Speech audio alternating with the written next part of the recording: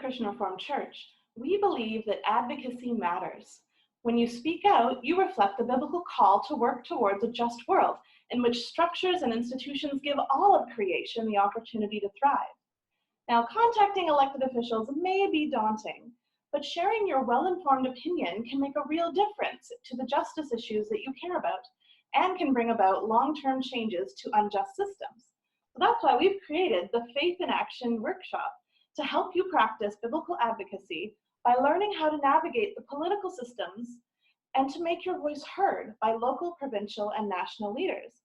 Now, this workshop will equip you to identify a clear message to communicate.